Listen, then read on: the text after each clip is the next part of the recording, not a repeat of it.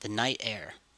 A man on his deathbed left instructions for dividing up his goods among his 3 sons. He had devoted his entire spirit to those sons.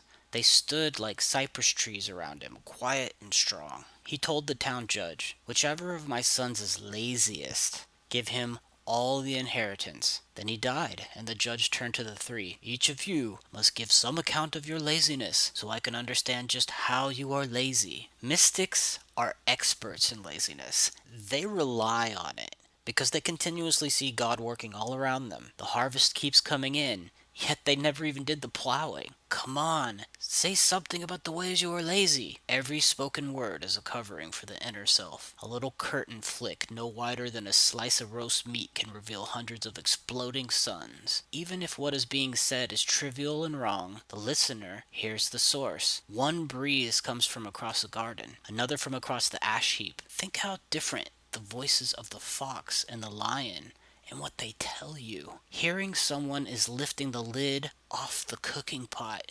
You learn what's for supper, though some people can know just by the smell. A sweet stew from a sour soup cooked with vinegar. A man taps a clay pot before he buys it to know by the sound if it has a crack. The eldest of the 3 boys told the judge, "I can know a man by his voice, and if he won't speak, I wait 3 days and then I'll know him intuitively." The second brother, "I know him when he speaks, and if he won't talk, I'll strike up a conversation." "But what if he knows that trick?" asked the judge, which reminds me of the mother who tells her child, "When you're walking through the graveyard at night and you see a boogeyman, run at it and it will go away." "But what," replies the child, "if the boogeyman's mother has told it to do the same thing? Boogeymen have mothers too." The second brother had no answer. The judge then asked the youngest brother, "What if a man cannot be made to say anything? How do you learn his hidden nature?"